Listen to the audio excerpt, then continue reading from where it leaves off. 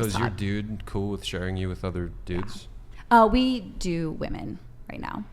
So it wouldn't be with other men, just women? Not yet. And why is that? So the way we do it is we want to be very intentional about how we do it, because the most important relationship that matters is us. So it's not a free for all. So for the first part, it was just us. We built our foundation, we put our roots down, and then we reached a point where let's start having other experiences. And we would just do one, and then we'd reflect on it, talk, communicate. Was any boundary crossed? How do we feel? And we found that it actually brought us closer together. Wait, do you guys have threesomes? Mm-hmm. Oh, yeah. So the threesomes with the other woman, so you and another girl, and then him brought you guys closer together. Yes. And even my own. So because I'm on OnlyFans, I make content with girls. So I have sex with girls for my work. Oh, you do OnlyFans? Mm-hmm. And that also brings us closer together. I had these amazing experiences, and I come home and I tell all about the things, and I feel alive and energized. And did you say you were a mother? Yes. And okay, I have to ask. Yeah. How old are your kids? 7, 10, 12. And because I went to school there was a guy, his mom drove a pink Hummer and she was a porn star, right? And everybody dogged on him because, and it sucked for him. And I felt really bad. Do you think that your kids would be affected at some point with the fact that you did OnlyFans? No, so my kids are very educated at their age appropriate level, but I've asked my teen boys how they feel, and I was like, do you ever get picked on by your friends? And they said, no. Why would we even have friends like that? So their friends don't even know? They know. They know? They do know, and they don't care. What about other kids at school? These are the kids at school that know. Well, I mean, your kids have friends, and then there's other kids that they're not friends with. I think, my little kids, I don't think their friends know, but as they get older, their friends know, because I'm friends with their moms or their dads or their families. And so it becomes knowledge, and they're just cool. And then some of my kids are here's how you can make more money. You should try this on Twitch. You should do this. They actually help me, and they... Little Gen Zers. Or they're just so open-minded. They don't have the stigma and the judgment that I was raised with. Yeah. I have a question. Yeah. Earlier in the conversation, you made the statement, if I recall correctly, you put it, as long as you're at peace with your morality, that's what matters, right? Do you think that this kind of sexuality would be sustainable if it was all across our society, if everybody operated this way? I think a lot of people do operate this way. They just do it in secret or behind backs. Yep, on accident. Or on accident versus... What do you think the percentage is? More than 10%? Less than 10%? The people well over 50. Oh yeah, the people you think it's well over 50%? I think it's well over 50% of people that do would what? That would rather cheat on their spouse than be openly polyamorous with them and open the lines of communication. I'm calling cap on that. I don't think There it's was more than actually 50%. a study done where 70% of men have cheated on their wives at one point or another. So Yeah, but I think 70% I would drag a number up. I think 50 is probably a little high. I think a big thing, way high. a big reason Maybe. I think Yeah, it's I think been... so. At least I think in the generation that I am in. Yeah, and your that's generation, growing, maybe. For sure. We're all... Well, this was... But also kind of your social circle, of my friends, most of my friends, they're not interested in doing that. So this was I can understand this that. was in part by design, because the sexual revolution happened right in the 60s and the 70s, and there was this sexologist named Alfred Kinsey. Let's go. I don't know if anyone has heard of him, but he's kind of known as the godfather or the grandfather of sexology today. And so his ideology has really influenced a lot of sex ed today and a lot of behavior today. And so what he did, he wanted to prove that everybody was sexually deviant, was the term at the time, sexually deviant. They weren't in monogamous relationships, or if they were, they'd lie, and they were in swinger culture and other kinds of relationships. And he wanted to mainstream this idea because he wanted to break down the natural family, single mother, single father, together, married together, and with children. Yeah. And so what he ended up doing is he created social data, research data, and he would actually survey prison populations for their sexual experiences, and he would use that and claim that this was representative of the entire population. So actually, he would ask, interview convicts or have people interview convicts and who were involved in all kinds of dark stuff, and they would share, we've been obviously in bestiality, rape, or we've been involved in having many different partners. And then he said this is representative of, so 70% or 80% of Americans, he claimed, are involved in swinger culture or polyamory behind closed doors. But he was lying, is the thing. But so you're he telling got me that stat she just referenced is total BS? I don't know exactly where you got that stat, but I think it might be a Keynesian stat because a lot of his statistics kind of created the groundswell for that mentality. And then the problem is it can become a self-fulfilling prophecy, right? So if everybody thinks, oh, it's normal to have sex with a ton of different people, it's normal to not be monogamous, it's actually good to not be monogamous, right? That's the message of society tells you. It's good to, porn is good, sleeping around is good, sex is not a big deal. Then it kind of becomes a self-fulfilling prophecy because more and more people get sexualized and get, start down that path. And unfortunately in our society too, a lot of young girls, I heard what you shared, Kirsten, right? Mm-hmm. It was horrible. Like with that guy, it's ridiculous, right? But he was probably watching porn, right? So he's being trained by his pornography to treat you like an object. He didn't even talk to you about it. He just did this gross thing to you and you're like, what the heck? You walk out, right? But he was trained by porn to do that. That's not normal. Like a little boy doesn't grow up and become that naturally as a man. He's trained to think and become deviant and messed up. I disagree because if you're gay, you're going to want it in the ass. And as a woman, I love pegging. And I didn't learn that from porn. It's a desire I had. It's like, I wish I had a dick sometimes. And if I don't, I'm going to buy one.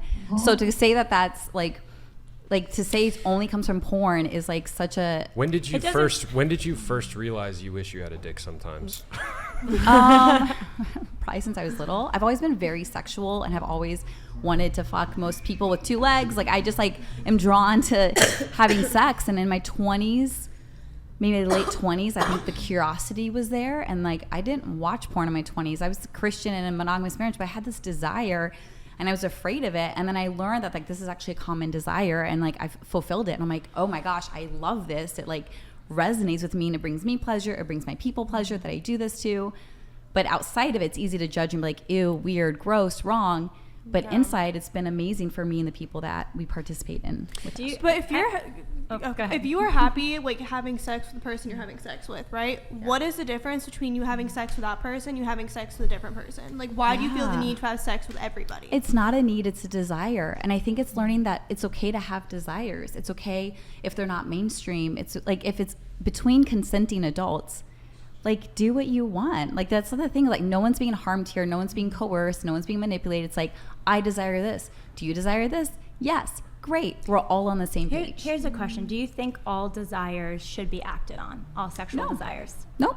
And so that's a common accusation. It's oh, well then you're going to, bestiality is always thrown in there, which is so ridiculous. Can we not talk about bestiality? Oh yeah, sorry, can't say that. Avoid that conversation. But they say people then assume it's all desire. It's no, it's checking in and asking. And what I teach in my life coaching is the difference between surface desires and soulful desires. What's a surface desire of God, what would feel really good right now is eating an entire package of Oreos, dunking them in milk, and watching TV for 5 hours. That might feel really good right now. But my soulful desire is just to feel good, not feel gross in about 5 hours. So it's checking beneath that desire.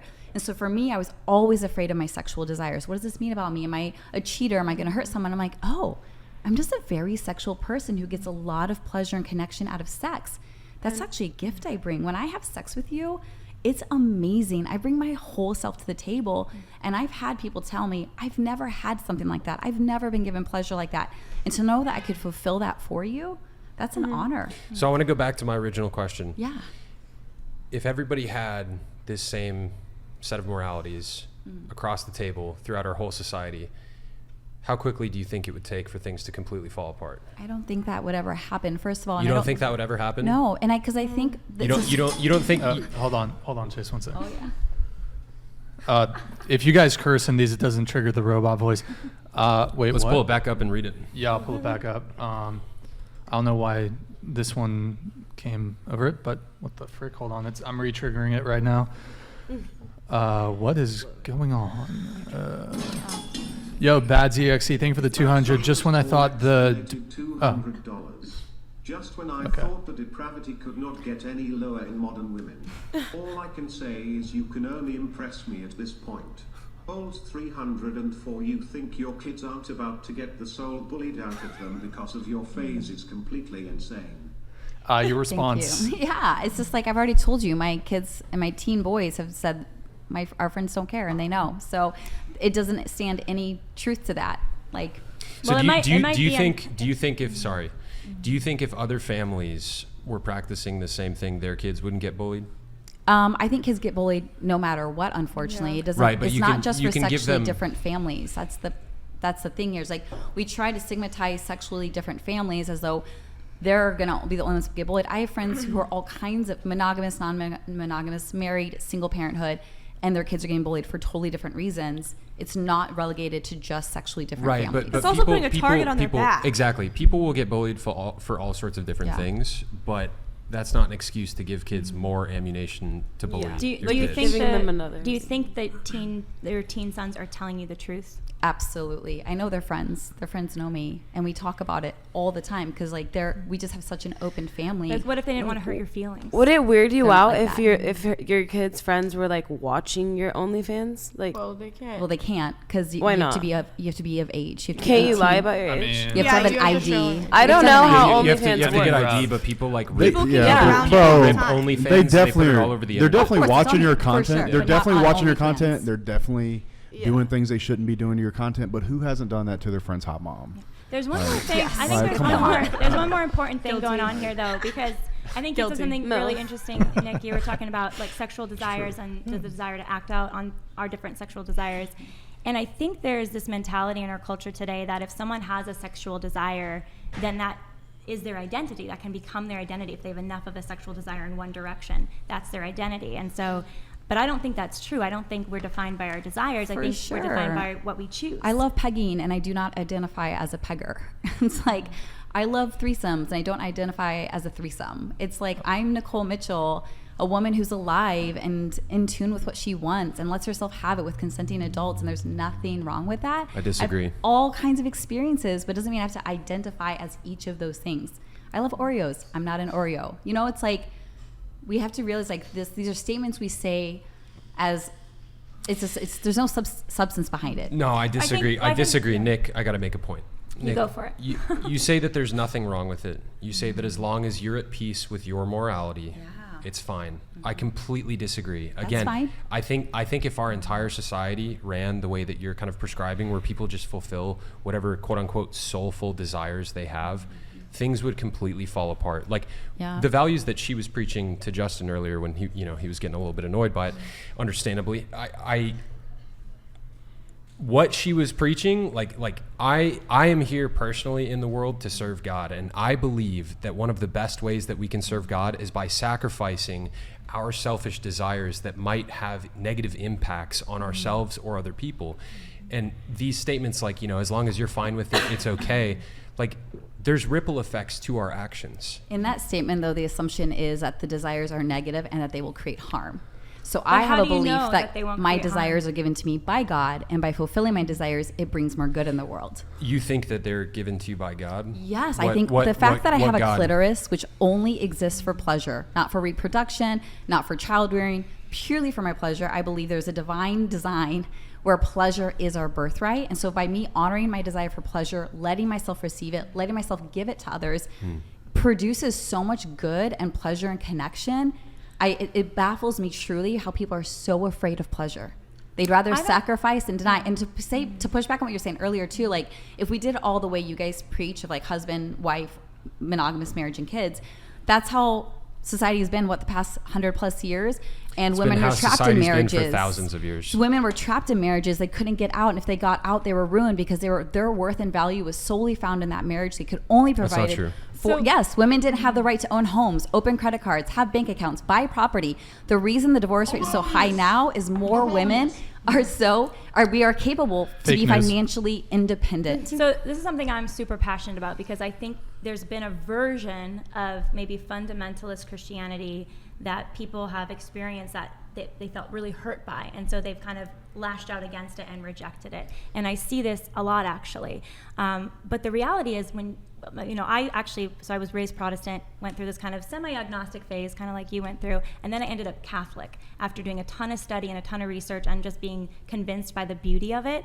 And it was learning about how men and women are equal dignity, they're equal partners, learning about sex, what God's design is, which is a beautiful one, that it is about pleasure. It absolutely is about pleasure. And pleasure, it's not dirty or shameful, but it's also about procreation and the ability to bring life into the world. And it's designed to be within marriage where you're in a lifelong public commitment to someone that you're going to give yourself 110% to. And that's how you build a beautiful family of love and respect, and your children are secure in your love that you have with your spouse. And so, I don't know all of your experiences, obviously, and everyone has had different experiences, but the reality is the social data proves that monogamous lifelong marriages make people happiest, they have the most sex and the best sex, and kids are healthier that way. And so that's why I know you're excited about that vision, Chase, and that's why we want to share that vision, not just because of some fundamentalist thing, but because it actually makes people happier and healthier in the long run.